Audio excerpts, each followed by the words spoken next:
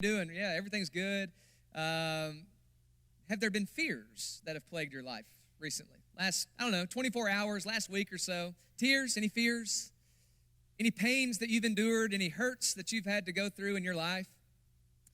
Any sorrow? Any defeat? Felt defeated? Any loneliness? Any broken hearts?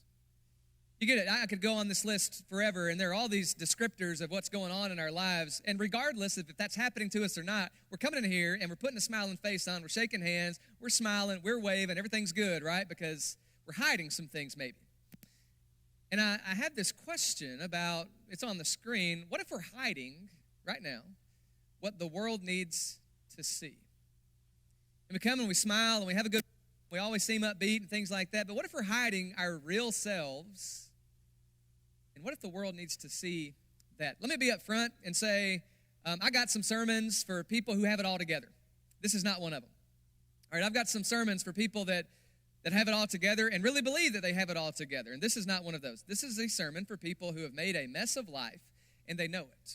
Maybe they've not yet admitted it, but deep down I know that things are going wrong and I've got these tears and these fears and these pains and these hurts and this sorrow and I'm lonely and I'm discouraged and maybe a bit of depression. Life is a mess right now. I'm smiling on Sunday because that's what we do, but life is a mess and I know it. This is a sermon for you.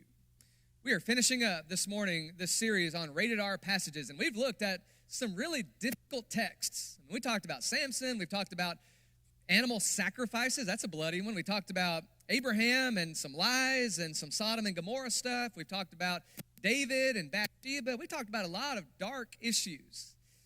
My last sermon in this series was 2 weeks ago, and I preached on this town of Jericho and talked about, how do we make sense of this idea that God goes to this place and seems to instruct his people to just go devote everything to destruction. We're going to zoom in on that city today and talk about one person specifically who was in that city, but one person who we clean up sometimes in church. Reality is her life was a mess. We're going to talk a little bit more about that as we go. But maybe what's happening here is if we have some messes in our lives, some skeletons in the closet, some issues that maybe we're not happy about, we wish they were better, we got some sorrow, some pain, some heartache. If we're hiding that, we may very well be doing the world a disservice. And here's why. Everybody loves an underdog story. Most everybody loves an underdog story. There are not a whole lot of movies that are made about somebody who makes it in life, but really they always had it made. That's a pretty boring story. Somebody who was set up for success. I mean, literally everything that could have gone right for them has gone right for them, and they're just set up to never fail, always succeed, and lo and behold, they succeed. That's not a very compelling story. We like the Tom Brady's of the world, who are drafted late in the draft, but become one of the best quarterbacks to ever live. We like the stories of somebody who was an underdog for the majority of their lives, but they work, and they strive, and they overcome whatever it was in their past, and they become something great in their lives. Those are the stories that we like. Not the ones who making it because they've always had it made, but the ones who really strive to make something of themselves. The ones who are maybe described as outsiders or unqualified or not good enough. Whenever they do something great, calls our attention to that. What if that could be us? I'm going to propose to you this morning that that's exactly what Rahab is. She's somewhat, I was going to say she's famous for a couple of things, but she's really infamous for a couple of things. Her main claim to fame in life is that she lied to her superiors and told them that the spies are not here. They've gone somewhere else. And so she told a lie. And she's pretty infamous for that. She's also infamous because her chosen career path was prostitution. She's selling her body. She's selling herself.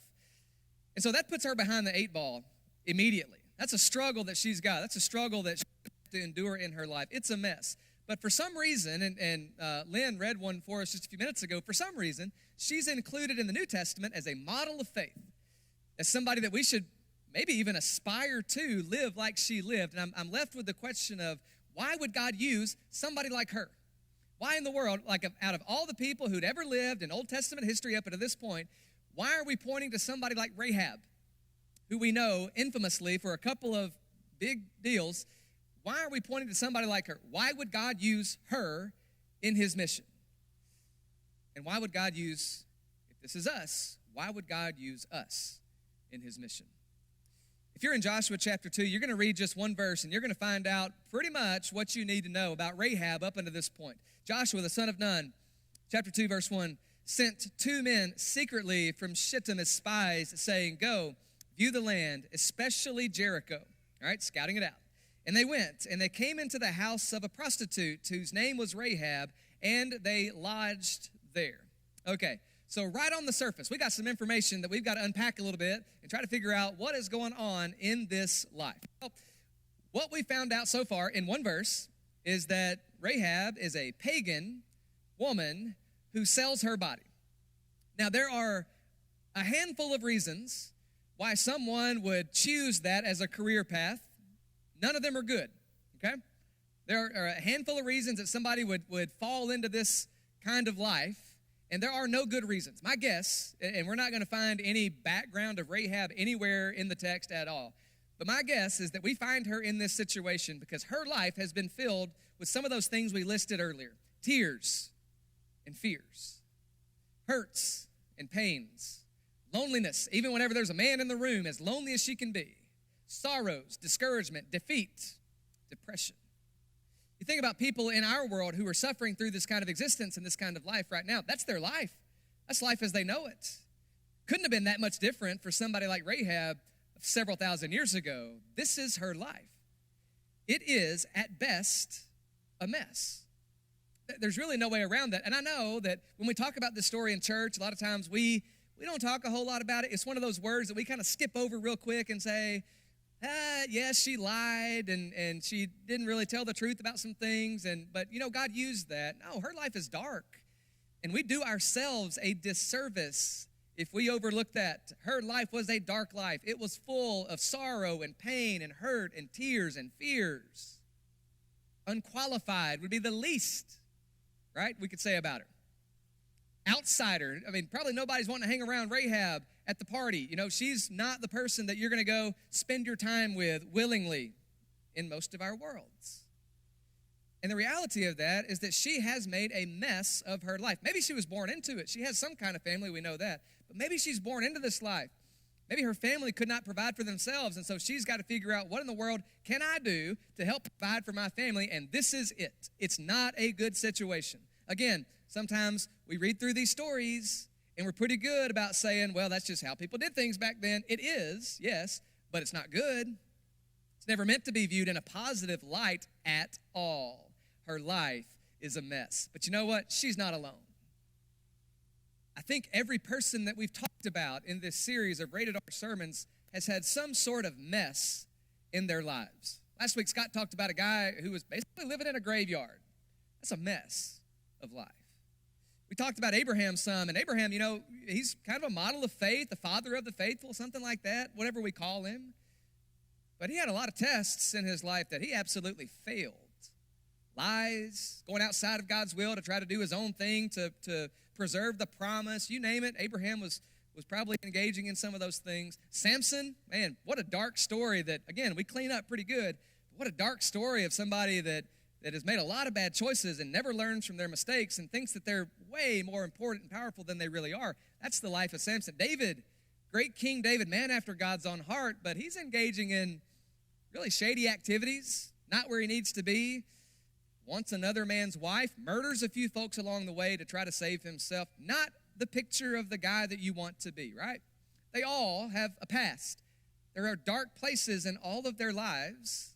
Their lives are messes. But God uses them. Because we've made a mess, I want you to know this, okay? Just because we've made a mess in some certain areas in our lives does not mean that we're not qualified to serve God. Just because I've made a mess of something in my life doesn't mean that I just can't do the right thing ever. It doesn't mean that I can't be a good person. It doesn't mean that I can't turn the other cheek. It doesn't mean that I can't go the extra mile anymore.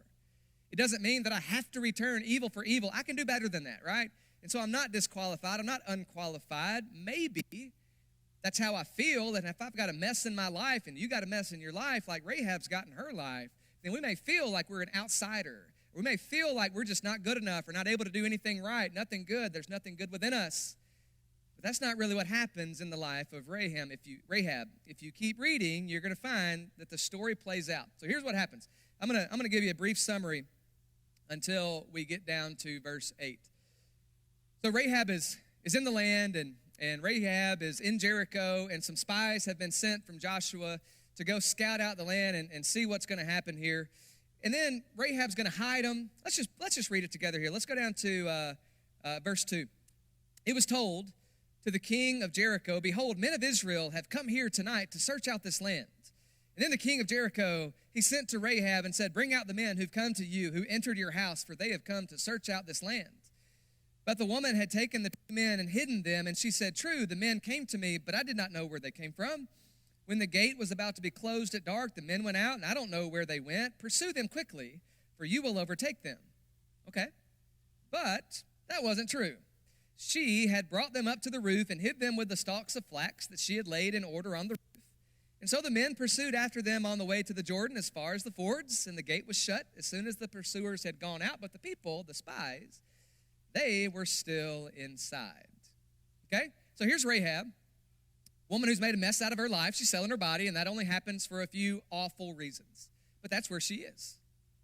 But now these spies from the people of God have come to her, and she decides for some reason, you know what, I'm going to do the right thing here. Even though I've made a mess, maybe I'm going to stop making the mess today, and I'm going to do the right thing for these people. And so she hides the spies on her roof. Well, why would you do that, Rahab? Here's a good reason. Maybe it's because she found a way out of her mess. Joshua chapter 2, verse 8.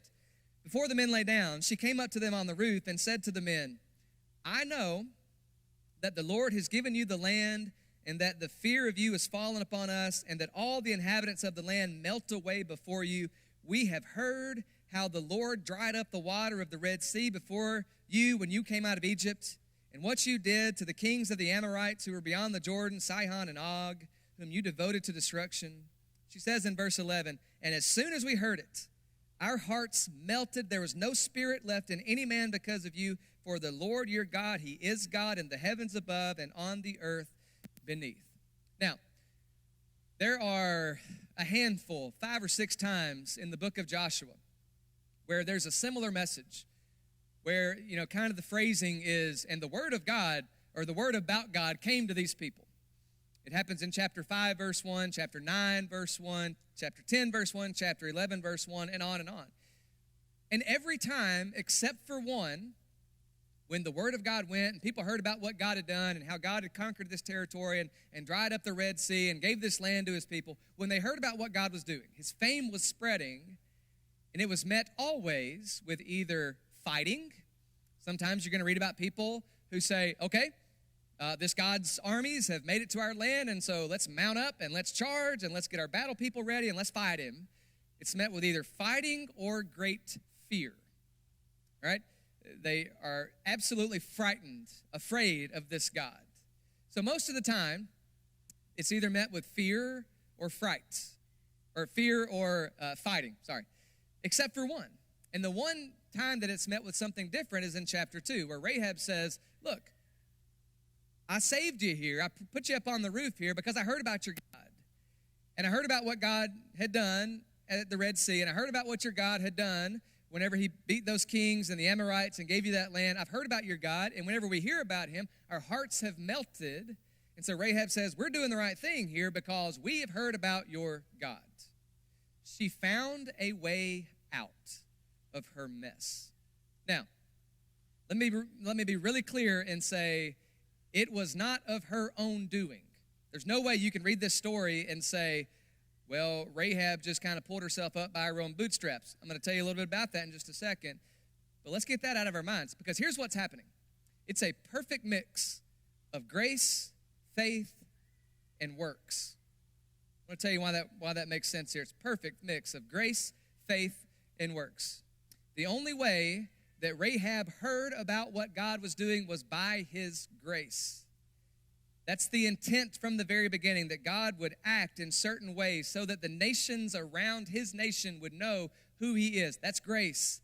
He is finding ways to share the message about him to all these different people. That is his grace. A little bit later, when the town is destroyed and Rahab and her family remain, that is God's grace. This is a story in Joshua 2 and in Joshua 6 about the grace of God. It shows up all over the place. The way that she hears about God and what he's done is grace. all right? But she has to take some kind of response in this. She's got some responsibility. She decides that instead of fighting against God, instead of being just absolutely scared to death of God, she's going to put faith in God.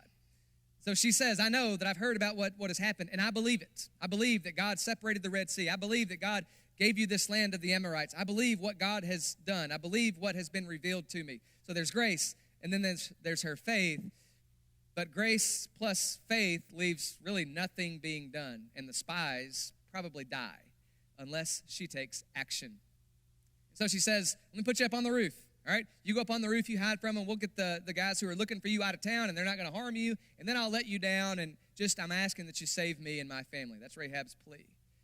But she goes to work in response to what God has revealed to her by grace and the faith that she has about what God has done. She puts those two to action and does something about it.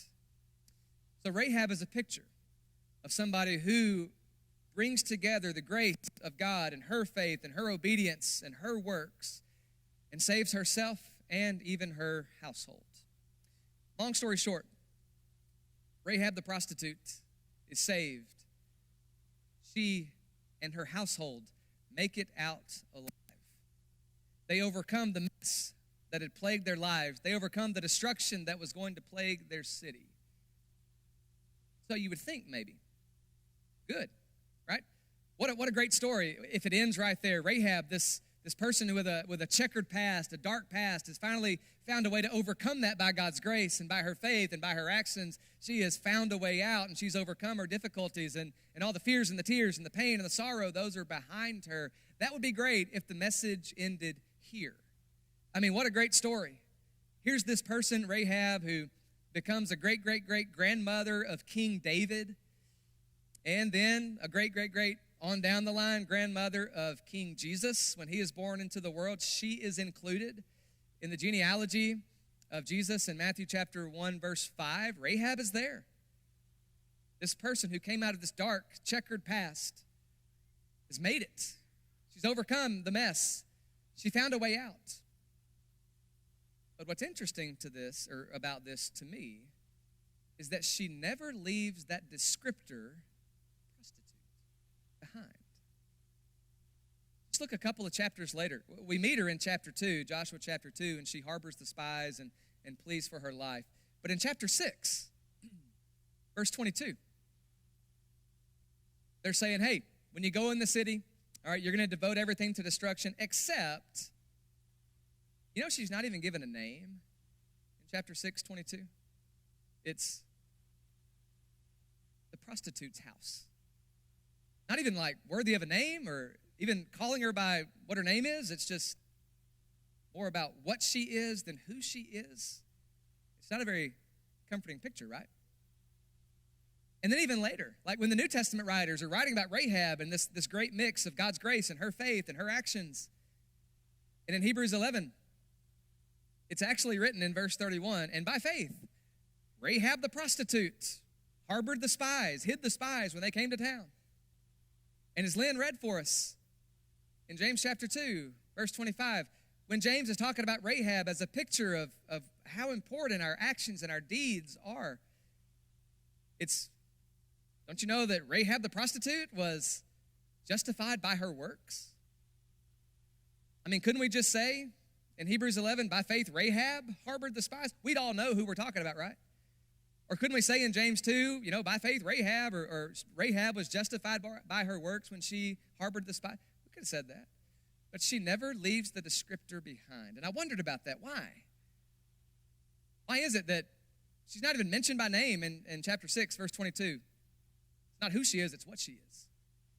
Why is it in Hebrews 11 and in James 2, they tag that Rahab, the one who sold her body, justified by works.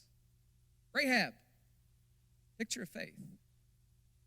Could it be that her life was a mess? She found a way out, but the mess that she overcame really became the message that she showed to the world. I mean, we like an underdog story, right? If Rahab is presented as this person who always had it made, who never had any problem, who was always faithful to God from a child, and she happens to harbor the spies, and that doesn't make a very big impact on us. But a woman that comes from her background, who did what she did, sold what she sold, accepting God's grace, having faith in it, obediently taking action, that speaks to us. So maybe she's included there, and those descriptors are included there because this is a picture of her mess becoming the message that she shares with the world. It's a message that says God can redeem any of us out of any situation, no matter how unqualified we think we may be, how much of an outsider we may feel like, how not good enough we think we are. God can redeem us out of this and use us for his purpose. So Rahab seems to forfeit her former identity. She leaves that in the past so that she can join in with what God is doing in the world. A picture. Grace, faith, and works. And she's really not that much different than some of the women with a checkered past that Jesus met during his life. Do you remember the time when Jesus showed up at Simon the Pharisee's house in Luke chapter 7? And this woman of the street, woman of the city is how she's described, comes in with tears, wipes the feet of Jesus with her hair. Remember that story? And do you remember that Simon, in his mind, says, if he knew what manner of woman this was, would not let her touch him. Jesus says, Simon, I got something to say to you. This woman knows that she's been forgiven. She's found grace. She has faith. Let her do her works. Her mess became her message. Or do you remember the woman we find in John chapter 8 who's caught in the very act of adultery, and they bring her before Jesus and they say, well, look, the law of Moses says that she ought to be stoned.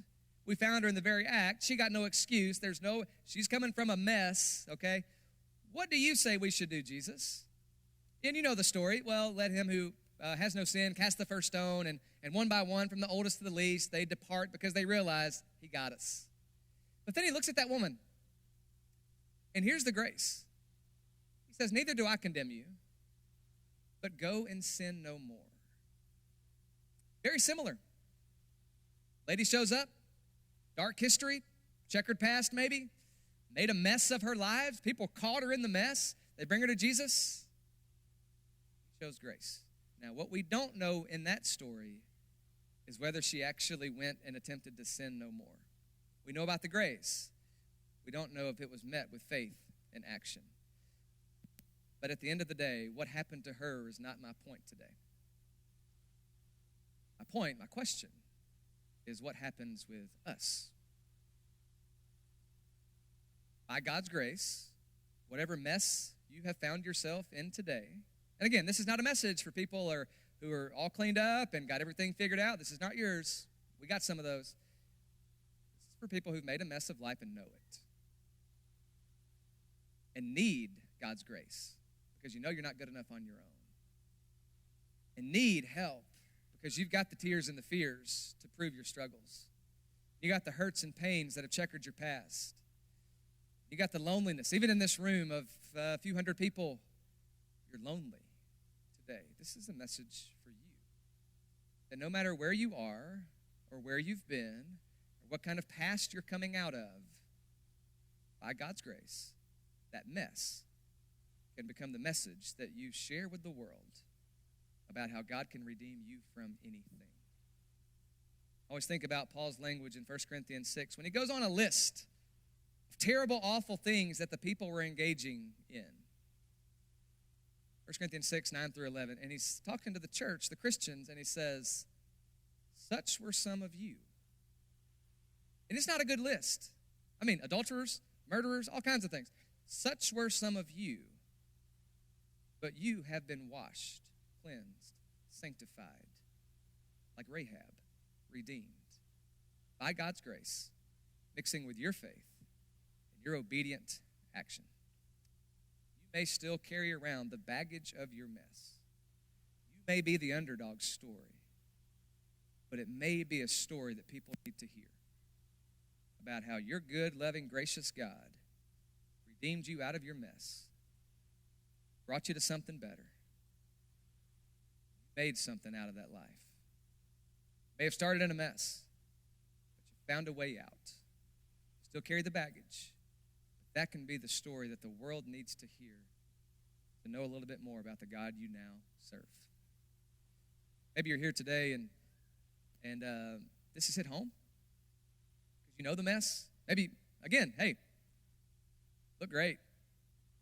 Bright clothes, smiling faces, happy words. But are they real? Or are they hiding a mess? Maybe today you know that better than any. You want to take a few minutes to think about how you need to get right. What needs to change? What would be better? What do you need to leave behind? Maybe here today are folks who are not a Christian yet. And maybe today's the day that you decide that you want to take that plunge and meet God's grace with your faith and your obedient action. And maybe today's the day that you are ready to put that into action, responding in faith and turning away from a life of sin and selfishness and turning to a life of serving God. And maybe today's the day that you're baptized into Christ, to have your sins washed away, to be a part of this family of God, and to live a new kind of life.